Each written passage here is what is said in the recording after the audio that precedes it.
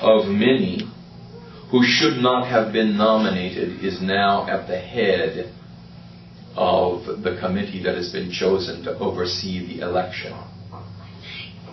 Our bishop, His Grace Anba Serapian, has taken a very high moral and theological position.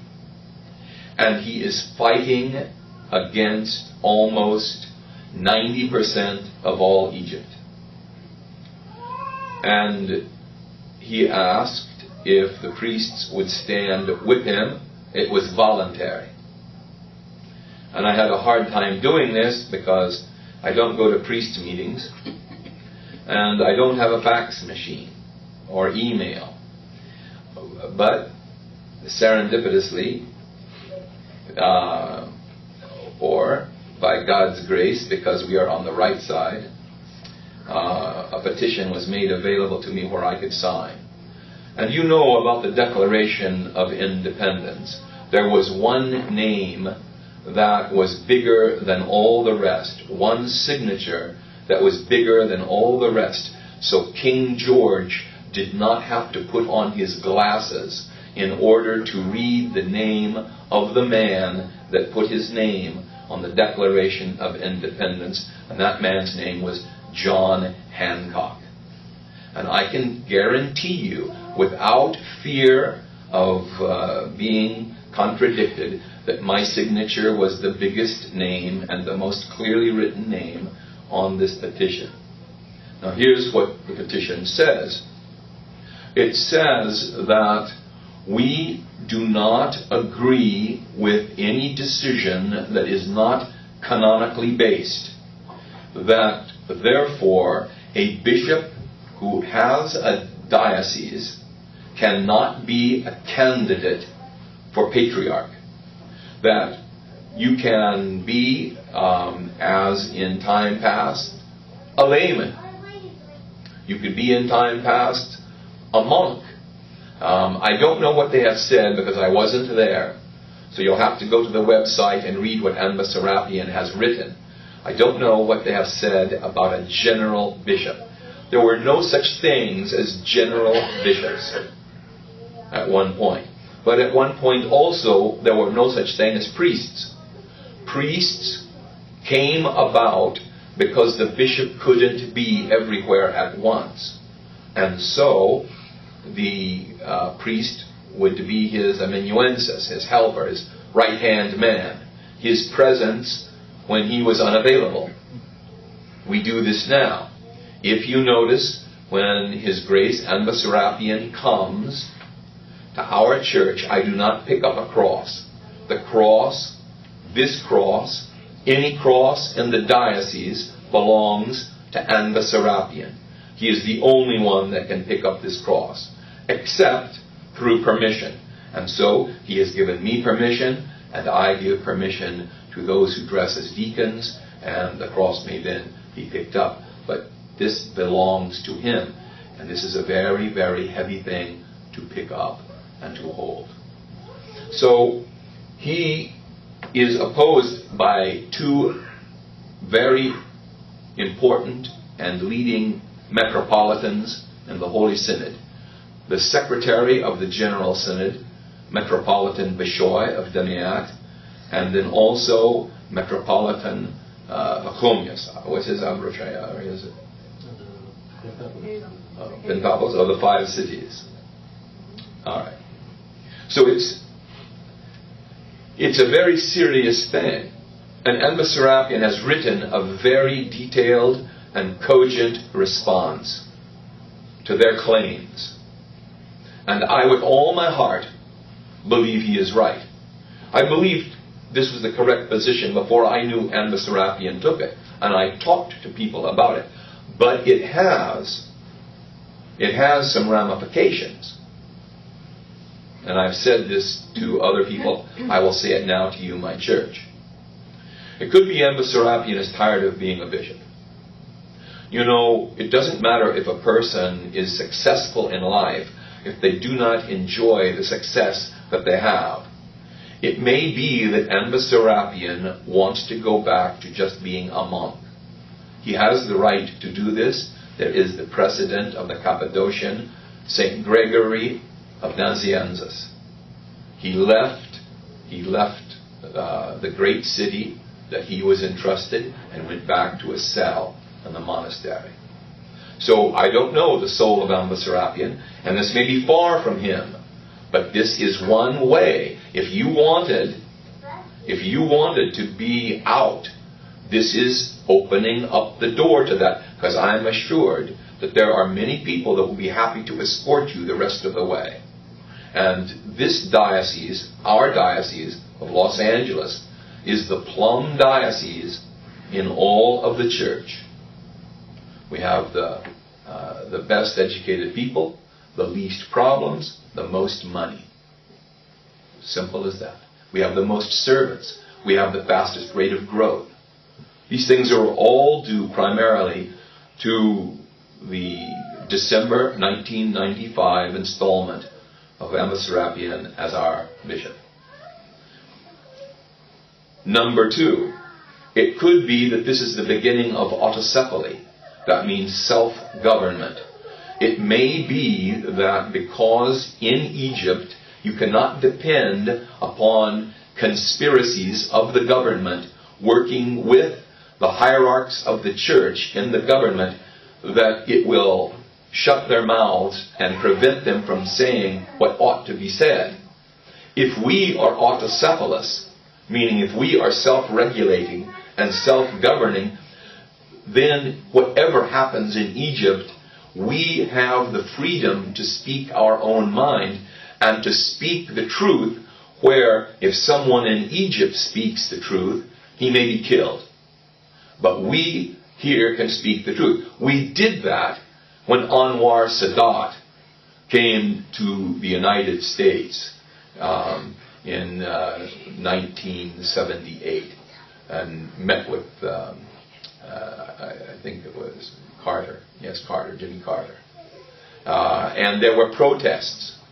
New Jersey and New York and all of the eastern seaboard protested against Sadat and humiliated him in front of the United Nations. And that caused, well, you know what that caused. It caused Pope Shenouda's exile. It caused the polarization of the Islamic Brotherhood, and it finally culminated in the assassination of Muhammad Anwar al-Sadat. So you have these ramifications that you have to know about. What if, after we have made our protest, that they install a diocesan bishop as patriarch? Now there's one more thing I'm going to tell you about. Is this being taped? Leave this. Leave this. Before 1995, Pope Shenouda tried to give us Anne Matadros to be our bishop. Nabil, Abuna Antonius Hanayan, knew Magdi and Matadros as a human being, along with Atif and the Dioscorus. They were all friends, living in the same apartment building. They were all beginning engineers. Abuna Antonius brought up this same point, that a bishop that was married to a diocese, because it is a marriage, cannot leave one wife for another wife. That's where I subsumed the principle that I upheld when I said to Ambasarapian, I will not leave St. George. You can laicize me. And if you do not install me where I can be with my people, you can laicize me. It wasn't an affront to him. It wasn't an insult to him. It was nothing against him. I simply said, how can I be called father if I leave my children, no matter how lousy they are, right? And go to another group of children. Because you know what Ambasarapian was going to do? He was going to put me in St. Mary's. And I said, are St. Mary's children, my level? Why is not St. George my level? In other words, if St. George is the poor church, the ignorant church, and Serapion said exactly this: if I had ordained you a priest, the last place I would have put you was St. George. Because the character of the people in St. George. But it didn't bother me personally. You know, I understand what he meant. And I know what he was trying to do. But the issue was not that for me. It was, if I am a father, I am a father of the rotten child, not just the good child. I am a father of the ones that I was given in the beginning. Otherwise, my name Father has no meaning. So it is the same thing. If Ann Batadros can leave Port Said and come to Los Angeles, then him being a father of fathers has no meaning. So what did we do? We went to all of the decisions of the Holy Councils. We wrote them in a letter. And then, so we wouldn't be marginalized, we sent them to Texas to be mailed throughout the United States and Canada. We sent them to the late Abuna Daniel Farag, who was then Samir Farag. He was a co-conspirator in this, as was I, as was Abuna Ibrahim Ginti. It was sent, and then it went all out, and that stopped it. That stopped the ordination. Pope Shenouda no longer started to put forth Ann Batadros' name, because he started to talk about it in El Karaza. He started to write about it, how in times past bishops had been moved, and it's always given the same reason. What is that reason? Exigent circumstances. It's so important now. We have to ordain this guy. He's only 12 years old, but that's okay. He's great. He's like Abanub. No. If this guy is okay, then we'll just wait till he's 50. Imagine how great Abanub would have been at 50 if he was as good as he was at 12. Right? Then he would have had something to say, not just to his church, but to the world. So, they do things like this when they ordain a priest under the age of 30.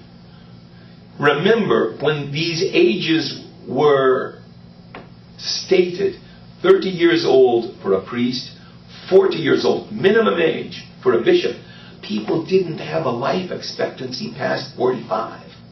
The average person died at 45, not 75, 45. They didn't count on some geezer like me hanging around making young people's lives miserable. Right? Yeah, there's some people that get it. Because I've made their lives especially miserable. But the point is, we stopped it. Now, Ann Serapion, I don't know if he knows this backstory or not, if this is a conclusion he came to independently. I haven't had one conversation with him.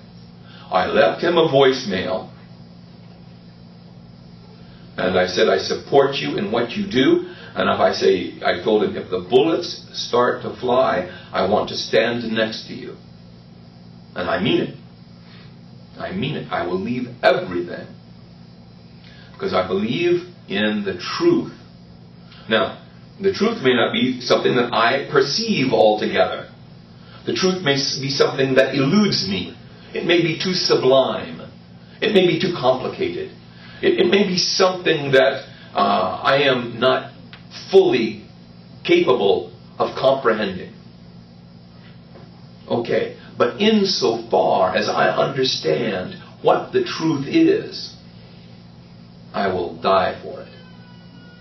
I will die for it. And I will not move back 1 inch, even if it means the souls of my closest and most beloved humans. I'll not move back from it. And this is what I believe our bishop is doing as well. So I didn't know that I was going to get to sign a petition. Somebody said, have you signed the petition? I said, well, I don't know how I'm going to be able to sign. And then somebody said, well, you can do this and this and this. And I got Manny involved because he had the things to scan the paper and to put it in the email form and email it to some guy. But then I showed up at the commemoration of the third day of George Soriel's departure.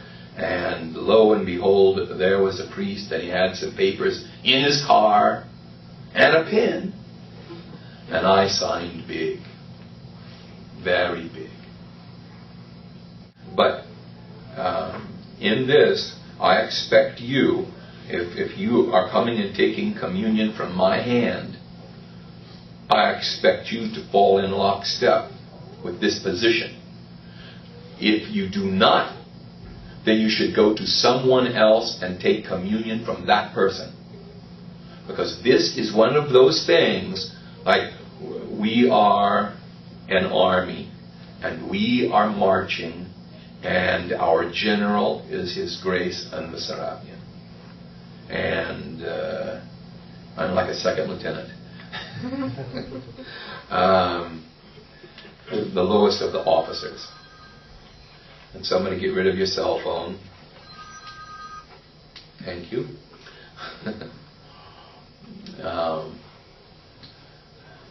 Okay. I went to a thing where I saw Dennis Prager the other night. And there was a guy, and he said, you know what these things are? And he held up this little BlackBerry, right? And goes like this. Everybody's got one, right? And I was saying under my breath, not everybody. And then he said, okay, turn them all off now. You know,